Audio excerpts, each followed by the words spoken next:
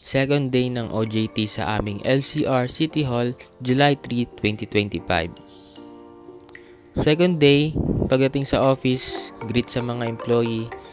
Same pa rin naman encoding ng death certificates.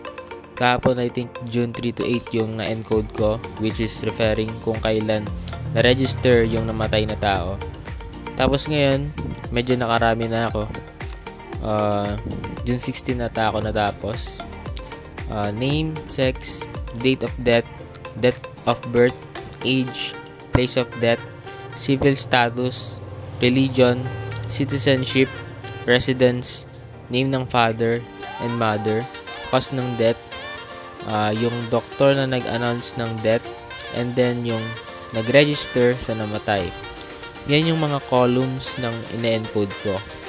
Then, i-identify mo rin kung late registered, kung public, private, transfer, o cremation yung cemetery. Hindi ko sure kung na-include ko lahat. And then, lahat sila may pirma doon. Dahil nga confidential, dapat hindi kasama yung mga personal info sa pictures or videos for documentary. Tsaka sabi sa akin, palagi ko i-save yung progress ko kasi may mga cases na biglang nawawalan ng power. Pagtanghali naman, either uuwi ako sa bahay sa Santa Rita, walking distance lang naman from City Hall, or kakain na lang ako sa labas. Then, nagbigay ako ng letter kay Ma'am Karen kasi hindi ako makakapasok bukas. Ililibing na kasi yung lola ko.